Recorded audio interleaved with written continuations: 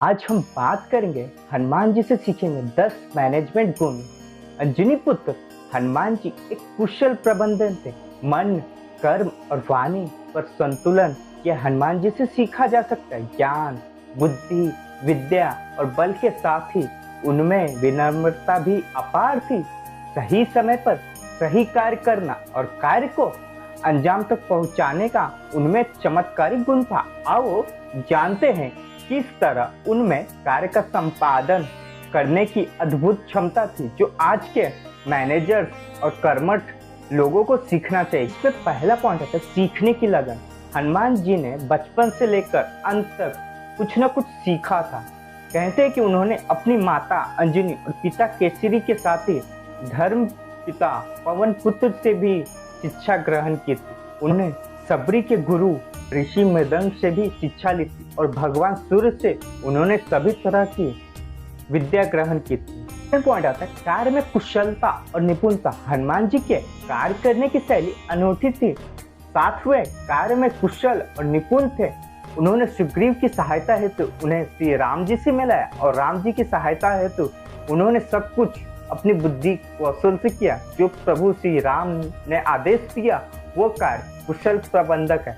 हनुमान जी ने सेना से लेकर समुद्र को पार करने तक जो कार्य कुशलता और बुद्धि के साथ किया वह उनके विशिष्ट मैनेजमेंट को दर्शाता है। थर्ड पॉइंट आता है राइट प्लानिंग, वैल्यूज और कमिटमेंट। हनुमान जी जो कार्य सौंपा जाता वो पहले से उसकी प्लानिंग करते फिर इम्प्लीमेंटेशन करते। जैसे श्री राम जी ने लंका भेजते वक्त हनुमान जी से यही कहा था कि ये अंगूठी श्री सीता को दिखाकर कहना कि राम जल्दी आएंगे, परंतु हनुमान जी ही जानते थे कि समुद्र को पार करते वक्त बाधाएं आएगी और लंका में प्रवेश करते वक्त वह जानते थे कि क्या होने की संभावना। उन्हें करे रूप में रावण को राम जी का संदेश दिया, विभूषण को राम की ओर खींच लाए, अक्षय कुमार का वध भी कर दिया, माता सीता को अंगूठी देकर लंका भी जला डाली और सकुशल लौट भी आए। ये सभी कार्य योजना का हिस्सा था।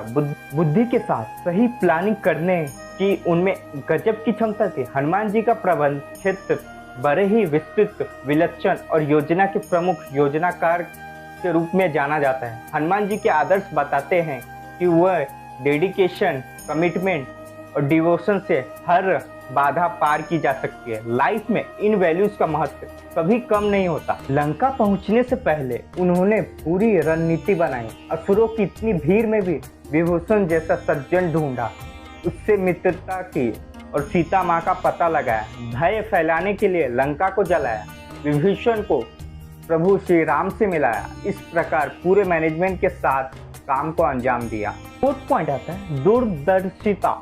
यह हनुमान जी की दूरदर्शिता ही थी। उन्होंने सहज और सरल वार्तालाप में अपने गुण से कपिराज सुग्रीव से श्री राम जी की मैत्री कराई और बाद में उन्होंने विभूषण की श्री राम जी से मैत्री कराई। सुग्रीव ने श्री राम जी की मदद से बाली को मारा, श्री राम जी ने विभूषण की मदद से रावण को मारा। हनुमान जी की कुशलता एवं चतुरता के चलते यह सब संभव हुआ था। पांचवा पॉइंट आता है नीति कुशल। राजकोष और पराई स्त्री को प्राप्त करने के बाद सुग्रीव ने श्री राम जी का साथ छोड़ दिया, परंतु हनुमान जी ने उसे चारों विधियों साम, दाम, दंड, भेद, निधि का प्रयोग कर श्री राम के कार्यों के प्रति उनकी जिम्मेदारी और मैत्री धर्म की याद दिलाई। इसके अलावा ऐसे कई मौके थे जब हनुमान जी को नीति का प्रयोग करना पड़ा था। हनुमान जी के मैनेजमेंट की यह सीख, अगर लक्ष्य महान हो उसे पाना सभी के हित में हो तो हर प्रकार की नीति अपनाई जा सकती है। सिक्स पॉइंट आता है साहस। हनुमान जी में अदम्य साहस है। वो किसी प्रकार की विपरीत परिस्थितियों से विचलित हुए बगैर दृढ़ इच्छा शक्ति से आगे बढ़ते गए। रावण को सीख देने में उनकी निर्भीकता, दृढ़ता, स्पष्टता और निश्चितता अप्रीतम है। उनमें कहीं दिखावा है न छल कपट है। व्यवहार में पारदर्शिता है, कुटिलता नहीं। उनमें अपनी बात को कहने का नैतिक साहस है। उनके साहस और बुद्धि, कौशल और नीति की प्रशंसा तो रावण भी करता था। आठवां पॉइंट आता है लीडरशिप। हनुमान जी श्री राम जी की आज्ञा जरूर मानते थे, परंतु वो वानर युद्ध थे, अर्थात वो संपूर्ण वानर सेना के लीडर थे, सबको साथ लेकर चलने की क्षमता श्री राम जी की पहचान गए थे। कठिनाइयों में जो निर्भयता और साहस पूर्वक साथियों का सहायक और मार्गदर्शक बन सके, लक्ष्य प्राप्ति हेतु जिसमें उत्साह और जोश, धैर्य और लगन, कठिनाइयों पर विजय पाने, परिस्थितियों को अपने अनुकूल कर लेने का संकल्प और क्षमता हो, सबकी सलाह सुनने का गुण हो, वही तो लीडर बन सकता है। उन्होंने जामवंत से मार्गदर्शन लिया और उत्साहपूर्वक रामकाज किया। सबको सम्मानित करना, सक्रिय और ऊर्जा संपन्न होकर कार्य में निरंतर बनाए रखने की क्षमता भी कार्य सिद्धि का सिद्ध मंत्र है। पॉइंट आता है, हर परिस्थिति में मस्त रहना। हनुमान जी के चेहरे पर कभी चिंता, निराशा, शौक नहीं देख सकते थे। वो हर हाल में मस्त रहते थे। हनुमान जी को कार्य करने के दौरान कभी गंभीर नहीं रहे। उन्होंने हर कार्य को एक उत्सव या खेल की तरह लिया। उनमें आज की सबसे अनिवार्य मैनेजमेंट क्वालिटी है कि वे अपना विनोदी स्वभाव और हर सिचुएशन में बनाए रखते थे। आपको याद होगा, लंका गए थे तब उन्होंने मदमस्त होकर खूब फल खाए और बगीचे को उजाड़ कर अपना मनोरंजन भी किया और साथ ही रावण को संदेश भी दिया। इसी तरह उन्होंने द्वारिका के बगीचे में खूब फल खाकर मनोरंजन किया था। अंत में बलराम का घमंड भी चूर कर दिया था। उन्होंने मनोरंजन में ही कई घमंडियों का घमंड तोड़ दिया था। पॉइंट आता है, शत्रुओं पर निगाहें। हनुमान जी किसी भी परिस्थिति में कैसे भी हो, भजन कर रहे हो या कहीं आसमान में उड़ रहे हो या फल फूल खा रहे हो, परंतु उनकी नजर अपनी शत्रुओं पर जरूर रहती थी।